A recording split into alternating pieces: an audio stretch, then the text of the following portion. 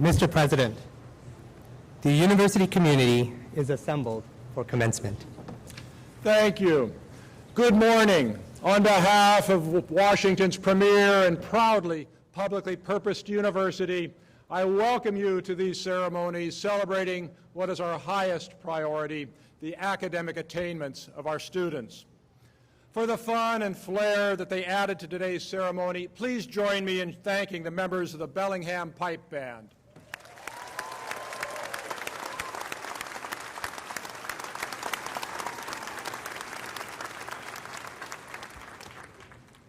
The flags in the procession and along the back wall, including those of sovereign Indian nations, represent the origins and educational experiences of our graduates and Western's global reach. The flags flanking the stage proudly represent the branches of the military through which our graduating veterans have served us with dedication and honor. Please remain standing for the Star-Spangled Banner. We will be led in singing by graduating senior in music performance, Kristen Swenson.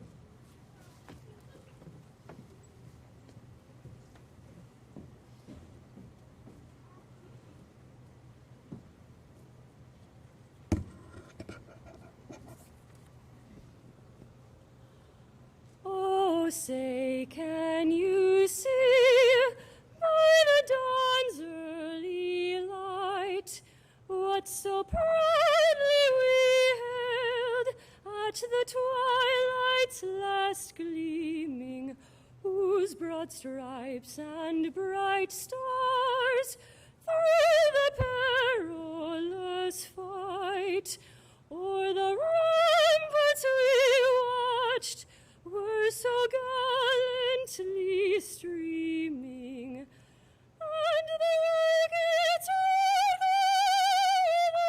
bursting in air gave proof through the night that our flag was still there. Oh, say does that star-spangled banner yet wave, and the land of the and the home of the brave.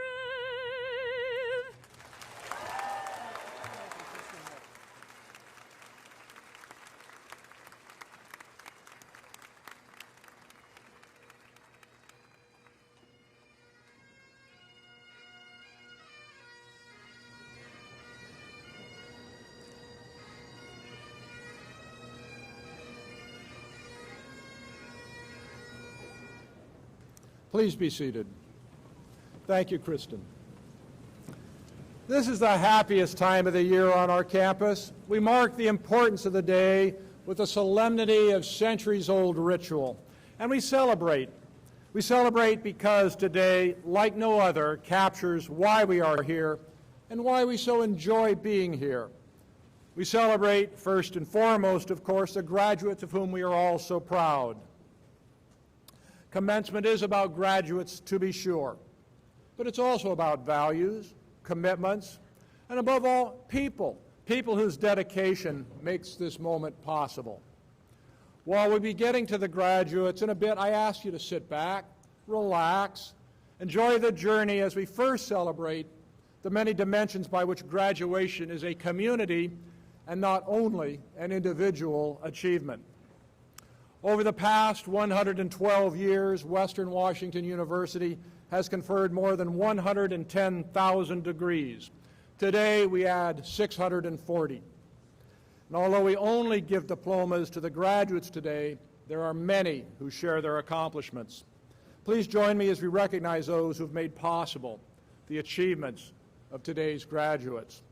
First, I ask that the parents, including step-parents and guardians of our graduates, stand and remain standing so that your graduating sons and daughters may show their appreciation.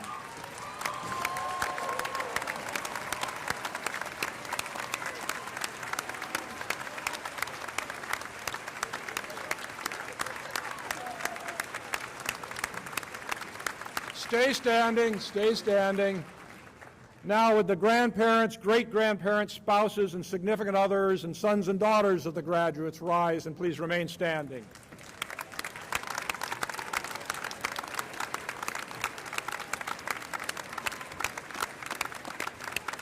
And finally, aunts, uncles, neighbors, friends, and all others who've helped make this special day come about.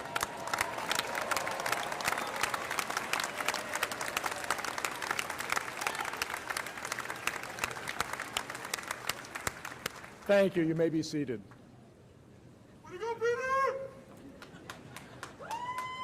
There is, of course, one very special group whose contributions deserve particular recognition. Our graduates are widely recognized for their active minds, changing lives, because they learn side by side with the very best faculty and staff. Will the faculty and staff, including emeritus and emerita, please rise?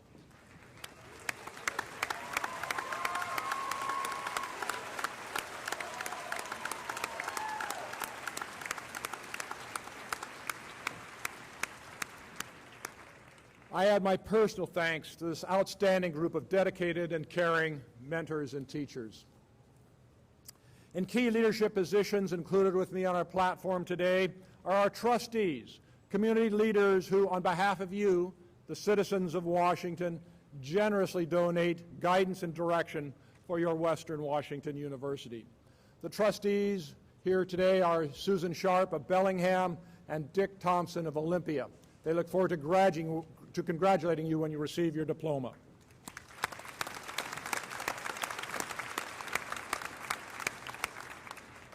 Officers of the university on the platform today, and I'd ask them to stand as I read their names, are Dr. Brent Carbajal, Provost and Vice President for Academic Affairs, Stephanie Bowers, Vice President for University Advancement, Richard Vandenhall, Vice President for Business and Financial Affairs, Steve Swan, Vice President for University Relations and Community Development, Dr. Brian Burton, Associate Vice President for Academic Affairs, Sherry Berkey, Associate Vice President for University Relations, and Dr. Eileen Coughlin, Senior Vice President and Vice President for Enrollment and Student Services.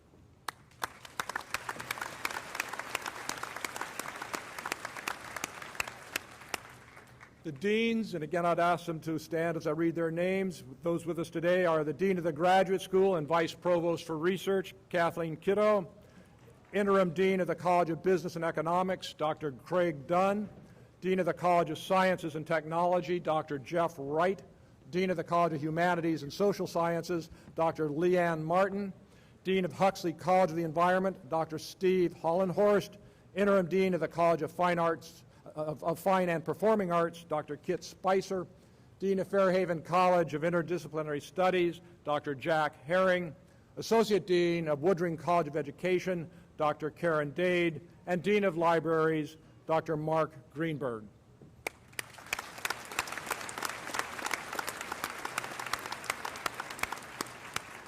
The mace from medieval times symbolizes the university's authority to confer degrees, and appropriately is borne by one of our most senior faculty members. Dr. Thomas Reed, who has served this university with distinction for 46 years, was our mace bearer. Thank you, Thomas.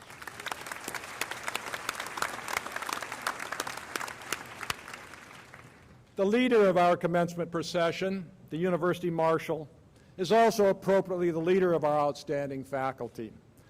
To bring you greetings on behalf of the faculty, I present Dr. Johann Neem, President of the Faculty Senate. Dr. Neem.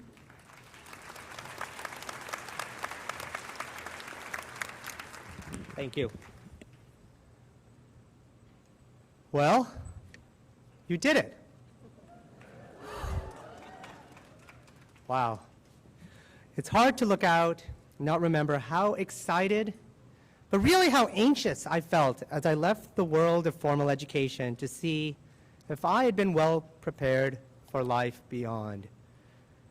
When I think about this, I think, will they thank me or will they say, uh-oh, you didn't prepare us? Well, I think you have been well prepared. Many of you have spent 4, maybe more, years here. Over the time, you learn to think about the world differently.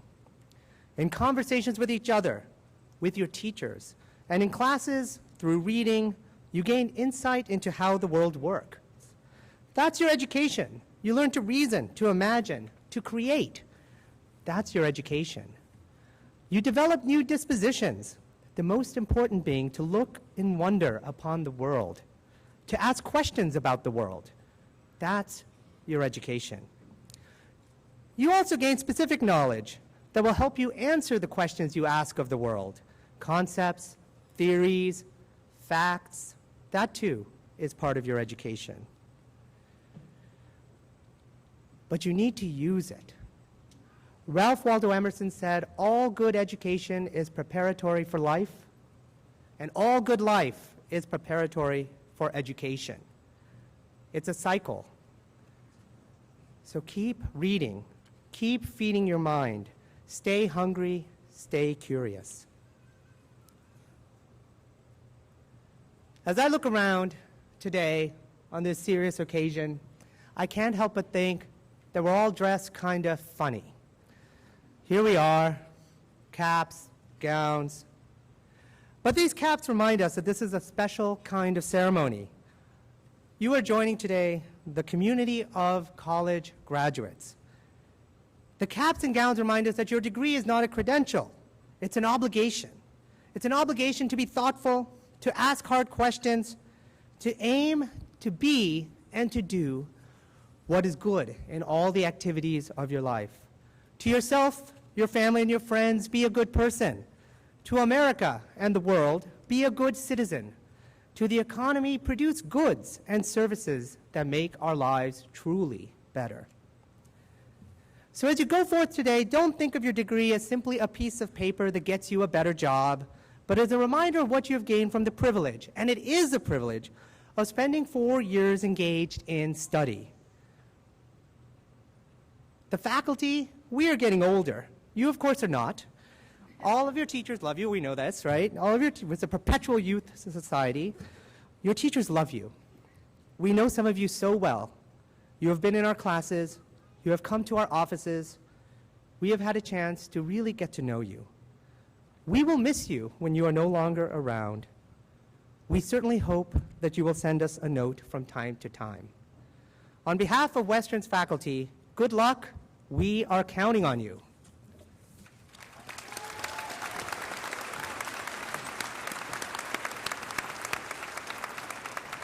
Thank you, Professor Neem.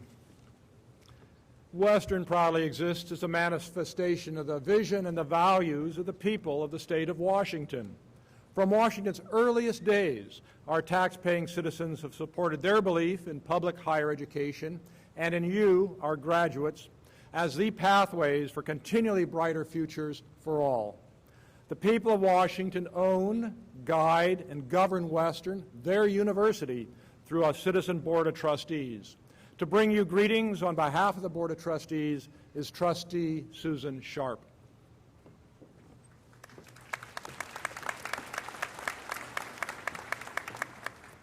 Good morning, graduates, family and friends of graduates, and distinguished guests. I bring you greetings on behalf of the people of the state of Washington. As President Shepherd noted, it is the governor, and through him, the citizens of our great state, that appoint a Citizen Board of Trustees, and then, as volunteers, steward the legacy of this great university. Speaking on behalf of my colleagues, it is a great honor to serve in this role and a responsibility that we take very seriously. In addition to congratulating you on your tremendous achievement, I would also like to give you a charge from the people of Washington. That's whether you are a Washington resident, a resident of another state, or an international student. The people of Washington have invested in your future so that you may develop your talents and follow your aspirations, not only for your own benefit, but for theirs as well. Today marks a momentous transition in your lives, the start of a grand new chapter in your independence, empowerment, and self-determination. It also marks the beginning of your opportunity and your responsibility to give back, to contribute to the social, the economic, and cultural health of your community, your state, and your world. As you embark on this exciting personal and professional journey that lies ahead, remember not only the pride that the people of Washington take in your success, but the responsibility you have to think beyond yourself in using the gifts that you have been given. On behalf of your Western Washington University trustees, congratulations and best wishes for all your endeavors.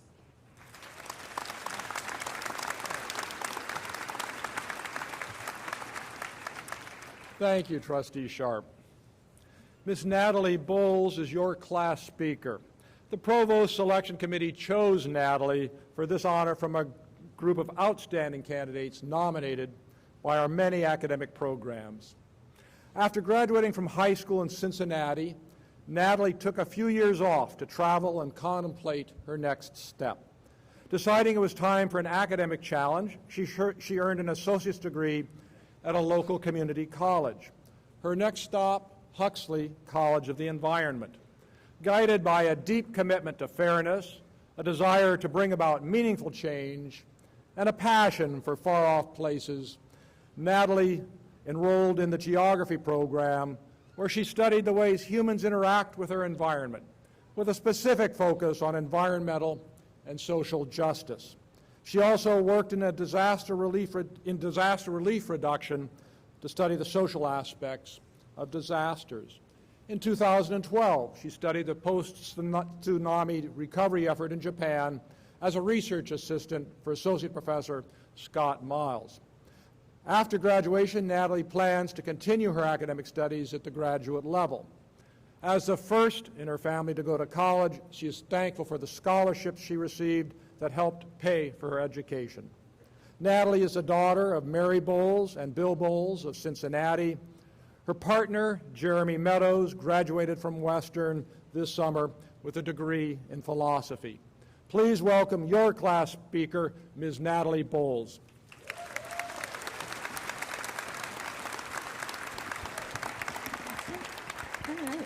Thank you, President Shepard, and good morning. When I was asked to deliver this speech, my initial reaction was to say, thank you for the honor, but no. There is no way I'm standing up there in a robe and speaking in front of hundreds of well-dressed people. In fact, I'm pretty sure I've had that nightmare before. But I decided to accept the invitation because I saw it as yet another opportunity for Western to challenge me to do something I've never done before, even if I was a little terrified. And when you think about it, isn't that what college is all about? Testing yourself and taking on new challenges? Over the past few years, we've all been challenged in countless ways. We have all been shaken from our comfort zones by the confrontation with new people, perspective, and ideas, some of which may have seemed bizarre or even scary to those people we were when we first wandered onto Red Square. But this is the true value of a college education. Only by willingly taking on these challenges were we able to discover who we really are and what we're really made of. These confrontations with the new, the strange, and the foreign have opened our eyes to possibilities that that we never would have dreamed of without our experience here at Western.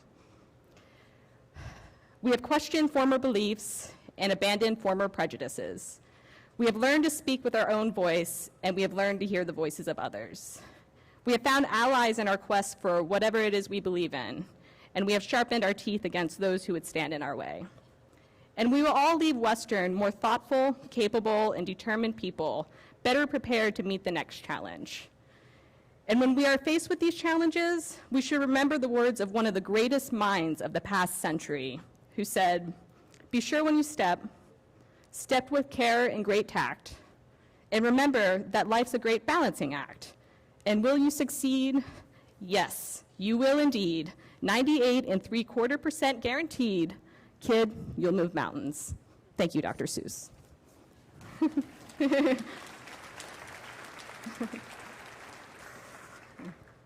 I would like to take a moment now to thank our professors who have been our guides along the way. They have challenged us, they've inspired us, and they've done their best to bring out the best in us. I'd also like to give a special thanks to all the scholarship donors, especially Robert and Marilyn Monahan, who are here with us today. Their generosity has made my own education possible, as well as the education of countless others. In 1974, the Monahans established a scholarship in memory of their son, Patrick. Over the past 40 years, the scholarship has continued to grow through contributions from friends, family, and past recipients, who have shown their gratitude by giving back to the fund that helped them realize their own goals and aspirations. This goes to show that recipients of the Monahan Scholarship have received not just a monetary gift, but also something more intangible. This kind of gift does not show up in your bank account, but in your character and in your actions. And ideally, it manifests itself in the recipient as a habit of giving as a way of life. In fact, a major reason the Monahan Scholarship has thrived for so long is because people have recognized that we're not in this all alone, and things don't just happen on their own. And whether we realize it or not, none of us could have made it here without the goodwill and generosity of others. And we should repay the gifts we've been given by investing in each other and in future generations, just as others have invested in us. I know that I look forward to honoring the memory of Patrick Monahan by also giving back. But for now, I would like to take this opportunity to publicly thank Robert and Marilyn Monahan, both for all they've done for me and for everything they've done for an entire generation of Western students. Please join me in a round of applause.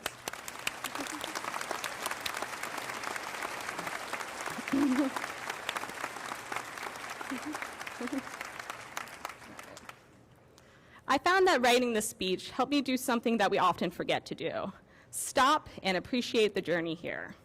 We become so wrapped up in what we need to do next. We are asked, what are you going to do after college? Do you have a job? Are you applying to grad school?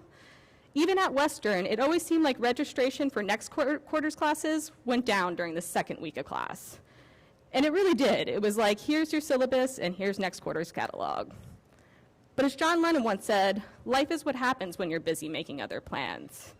I think it's important to stop amidst all the planning and acknowledge those moments that have made us who we are today, whether we realize it at the time or not.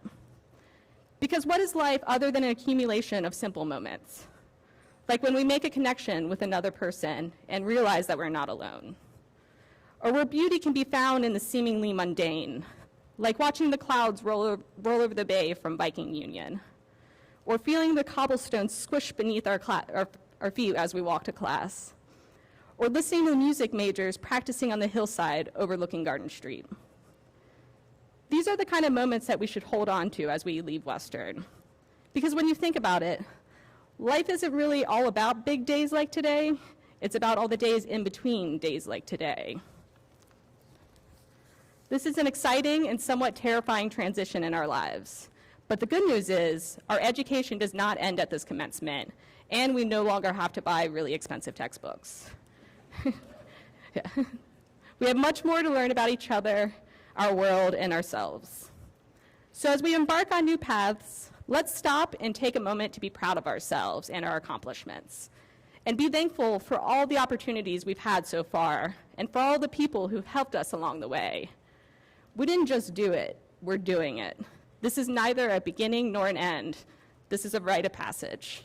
Thank you, and good luck.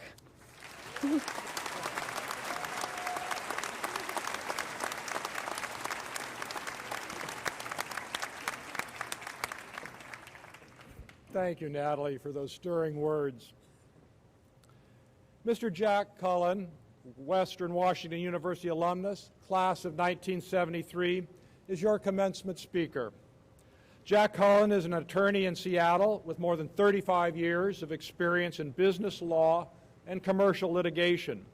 In one recent case, he represented an investment group led by actor Patrick Dempsey to purchase Tully's Coffee in 2013.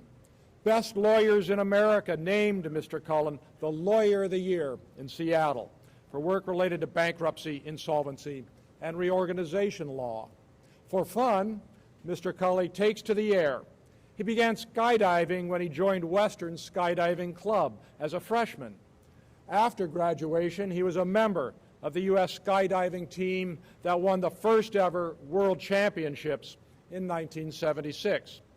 These days, he's more often found in a sailplane gliding silently above the foothills of Mount Rainier for 2 or 3 hours at a time. We do hope, Jack, that those two talents don't combine in the same excursion. Mr. Cullen graduated from Western 40 years ago today and went on to earn his law degree from the University of Puget Sound. He credits part of his success in law school to tough classes taught by late political science professor Richard Payne.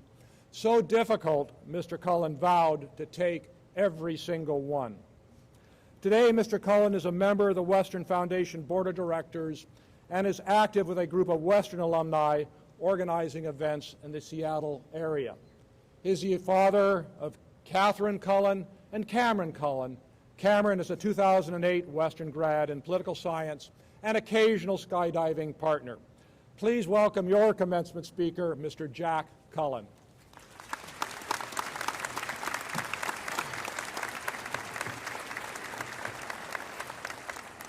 Well, welcome, President Shepard, deans, faculty, and most importantly, you graduates, your family, your friends, and everybody else that's here. Congratulations. This is really cool. Well done. It's true, 40 years ago today, and I had to look it up. It's on my diploma, December 14, 1973. Had a lot of similarities with where we are today. Well, some. I was about the same height, a little less weight, and I had a lot more hair, just keeping it in context. But beside that, 1973, the country was coming out of a kind of a nasty war. We had that whole thing in the Middle East called the oil embargo. That's before most of your, well, all of your time, but your parents will remember it. And jobs, oddly enough, were hard to find for college graduates. That seems to be a constant in our lives, but fear not, you will find them. Thinking back to 1973, two things came to mind. Pink Floyd's Dark Side of the Moon. Now, wait, this will become clear in a minute. And the fax machine. Okay, you're guessing, what is he talking about? All right, here's the deal. Dark Side of the Moon was an amazing album. It still is. It's on its second remaster. It's an iconic piece of art, of music. If you haven't heard it, your parents have, but they'll tell you about it. Okay. The fax machine, that was amazing technology. That was something in 1973 we read about in Scientific American. It hadn't hit mainstream yet. It wasn't at every quick stop or gas station available for you to use. The two of them had two very different futures. Dark Side of the Moon, as I said, is on its second remaster. It's an iconic piece of amazing music. The fax machine finally hit mainstream. It was amazing. It was a piece of technology that would take a piece of paper and send it across town, across the country, around the world, over your telephone. People were amazed. It was very useful. It became the rage. Amazing technology is never more important today than it was then. It's different, but it's never been more important. Whether you blame technology for where the world is today, or whether you think that technology is our future, STEM education is more critically important today than it's ever been before, I think. And yet, the humanities, which have been around since the beginning of humanity, are never more important. And you'll see why in a minute, I hope. Now, this little gadget, you all know what I'm pointing at, this became a game changer in just a matter of years. It's changed the way, frankly, we do almost everything. Whether we are ordering a pizza, sending email, buying something on Amazon, texting a friend, reading the news, it happens on this. Well, we can even order airline tickets. We can buy houses. You can get, never mind. It's all on this device now. Cool technology is amazing. What makes it work is this, the blending of technology and the humanities. Go back with me to the fax machine for a minute. Great technology.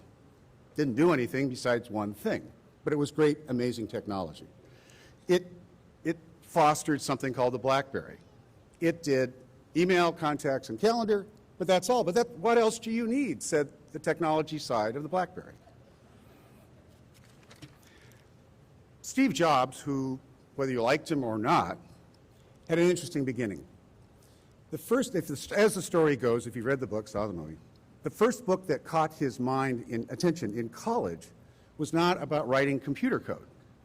It was about fonts, letters, symbols, the incredible variety of the artistry that is the font.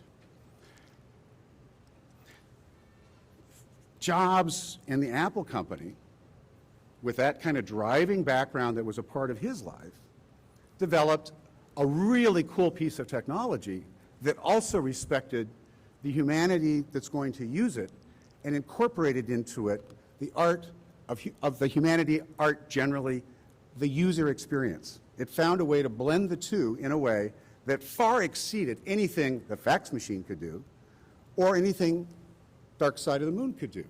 You can't order a pizza listening to Dark Side of the Moon on the album. It just won't work. Nor could you watch a movie while you were using a fax machine, right? But you blend the two. You blend the art and humanities and technology. You come up with an iPhone or your favorite smartphone. I'm not here to sell iPhones. It's the notion of what this device was able to combine in a very short number of years become ubiquitous. Everywhere in the world, people are using a device like this that blends in a very successful way the arts and technology.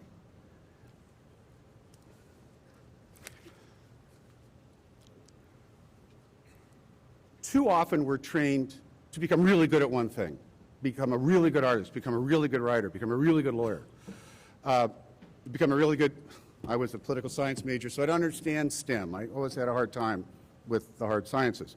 But all those things that the STEM instruction provides, hard science. This little piece of technology is proof that people, the humans that we exist in, require both cool technology and respecting who they are as human beings.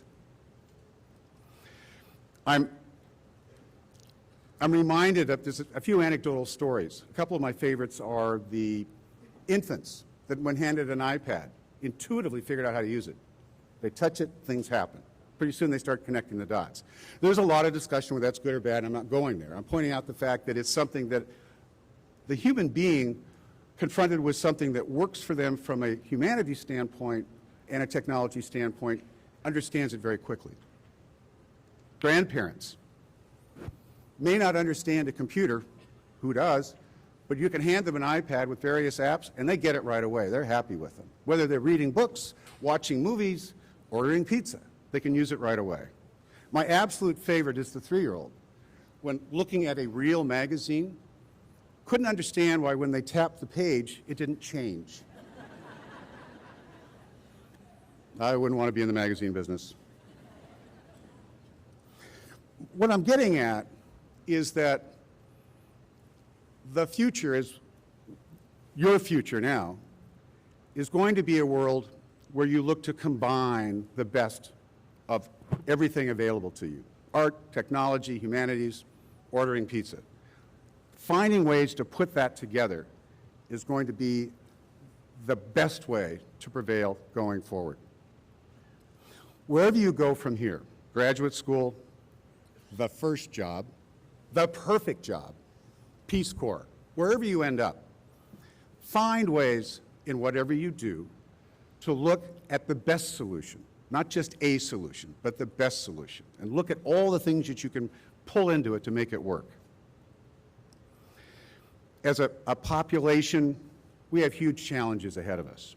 Whatever your position on global warming, feeding the people of the world, or this crazy increasing role of security in our lives, Your generation, you graduates, are going to be the ones in the front line of finding solutions to these problems. Use the skills you've acquired here. You've been taught how to think. You've learned, you've been exposed to fantastic education, fantastic instructors. You've had an opportunity to learn from the very best. Never, ever accept this phrase in your future endeavor. That's the way we've always done it. Never, ever accept that. Always reject it. There's a solution to every problem, whether it's the problem you know, the new problem that just came up, or my favorite, the problem you didn't know you had. But it's about finding solutions. The world's problems or getting your job done that day. But never, ever accept an explanation that goes, that's just the way we've always done it. In other words, don't be a fax machine. Don't be really good at one thing.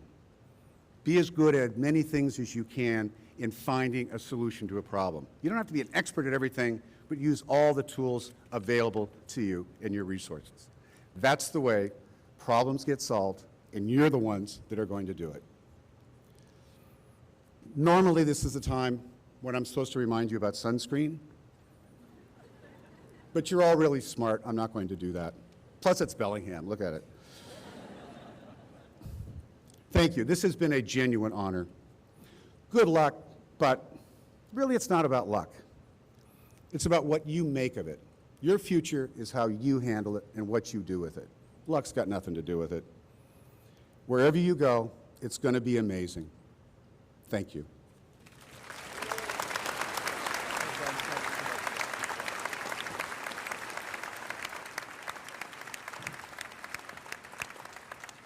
Thank you, Jack.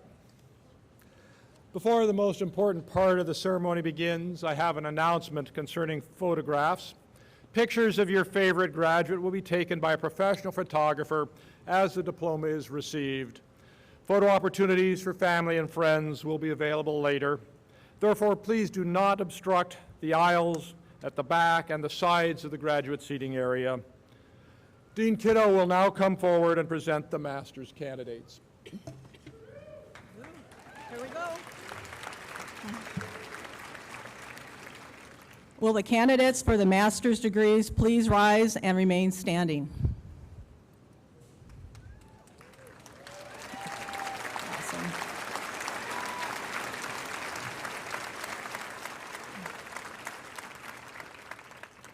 Will the faculty please rise? Mr. President, Dean Kiddo. I present these candidates for the master's degree upon the recommendation of their faculty advisors, their thesis committees, and on behalf of our faculty, I certify that they have satisfactorily completed the course requirements for the master's degree, have met the high scholastic standards of the university, and have been approved by the Graduate Council. I present them for the conferring of their degrees. I'm pleased to receive these graduates. On the recommendation of the faculty of Western Washington University, and by the authority vested in me by our Board of Trustees, and in conformity with the laws of the state of Washington, I confer upon you a degree appropriate to the work you have completed, with all of the responsibilities, privileges, and honors thereto pertaining. Congratulations.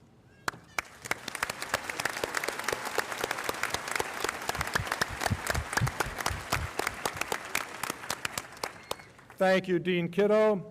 Dr. Elizabeth Boland, along with major professors, will assist with the hooding. Dean Kiddo will read the names of the master's candidates. Will the candidates for the master's degree now come forward to the platform? Faculty may be seated.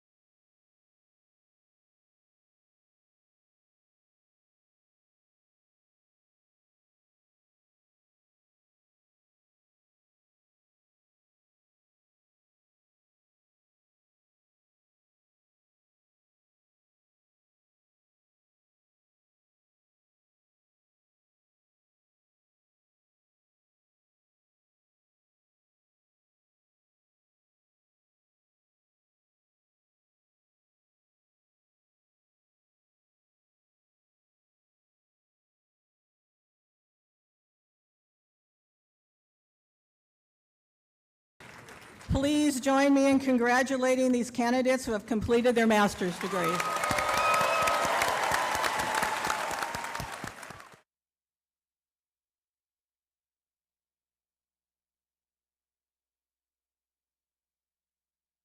Thank you, Dean Kiddo. Graduates, are you ready? Are you ready?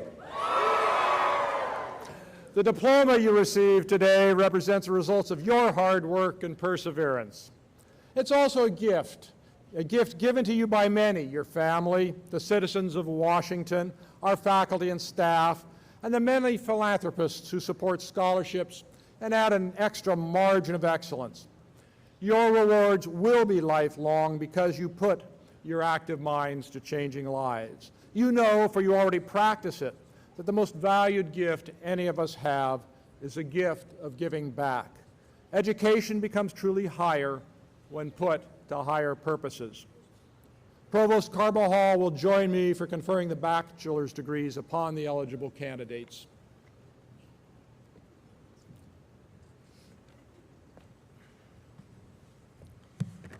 Will the candidates for the baccalaureate degrees please rise and remain standing?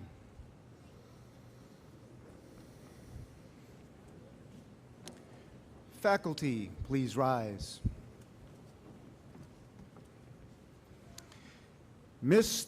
President, Mr. Provost, I am proud to present these graduates, and on behalf of the faculty of Western Washington University, I recommend they be awarded the baccalaureate degree, subject, of course, to the satisfactory completion of any outstanding assignments or requirements.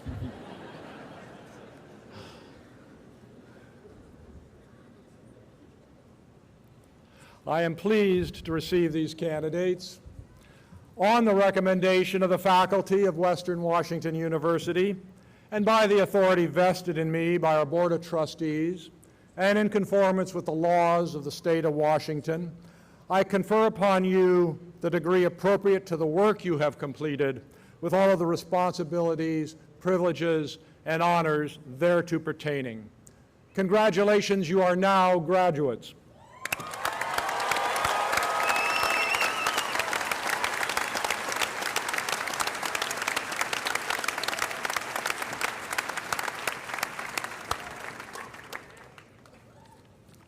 It is a tradition that you now move your tassel from the right to the left. You may all be seated. We now come to that part of the program you've been waiting for 4 years, or perhaps 5, or we hand to you a piece of our proud tradition, the uniquely Western approach to higher education that's now an inseparable part of you. You may proceed to the platform to receive your diploma when called by your dean. Will the candidates from the College of Humanities and Social Sciences please come forward?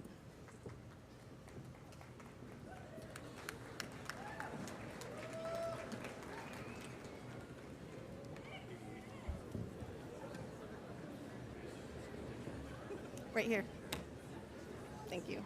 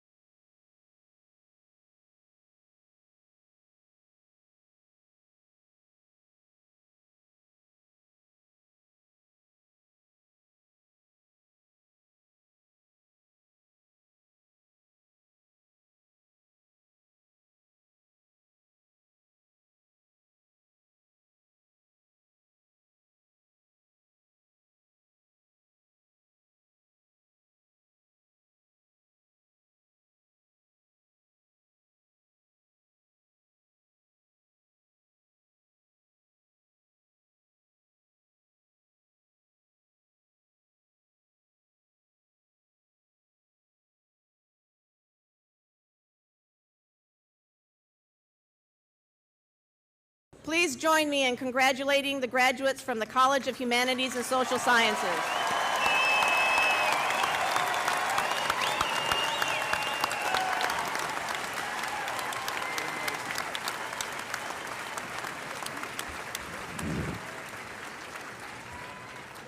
Will the candidates from the College of Sciences and Technology please come forward?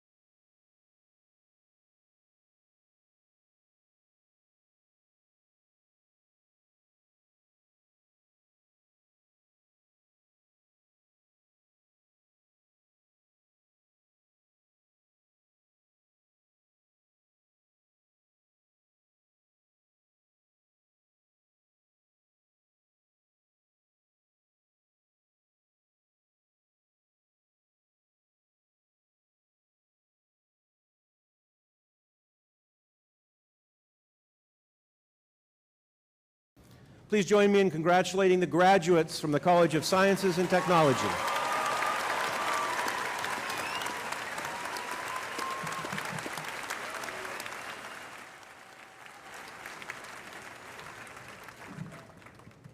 Will the candidates from the College of Business and Economics please come forward?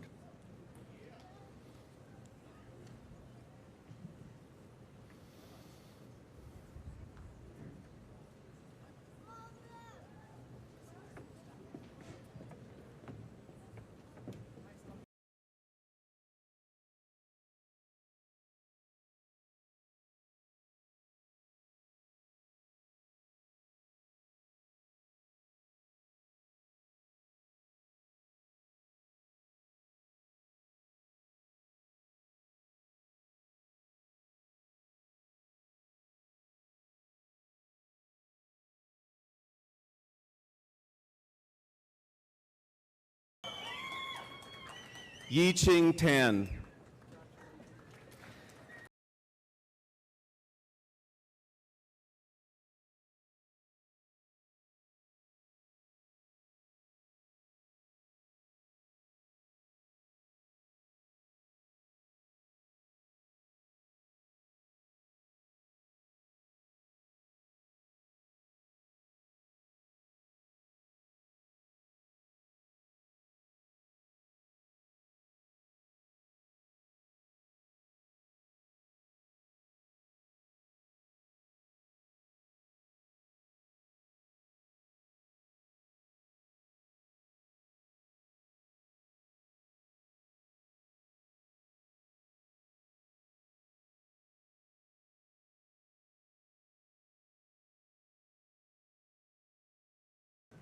Please join me in congratulating the graduates from the College of Business and Economics.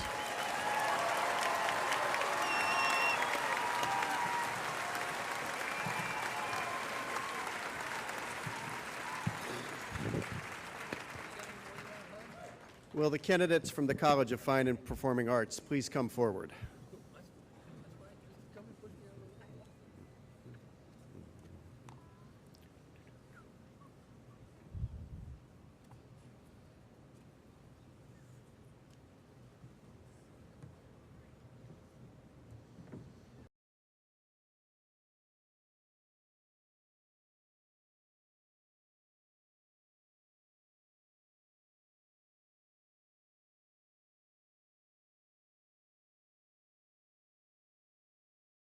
Please join me in congratulating these graduates from the College of Fine and Performing Arts.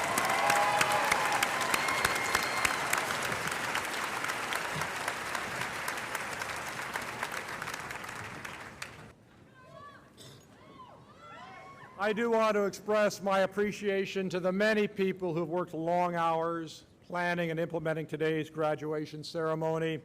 A special thanks to those who volunteered their time to serve in so many critical roles.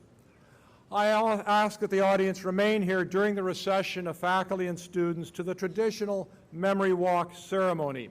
They will proceed to the stage where the students will pass by the faculty and deposit their student ID cards or other memorabilia, poems, plans for the future, old parking tickets, in a box which we will later seal and cement in front of Old Main. After the completion of the Memory Walk ceremony, graduates will meet their guests outside the lobby of the gym. Western Washington University graduating senior in music performance, Kristen Swenson, will now lead us as we sing the alma mater. She'll be accompanied by the Western String Quartet. Please join in. The words are on the back cover of your program. Please rise and remain standing in place for the alma mater and until the recession of faculty and students is complete.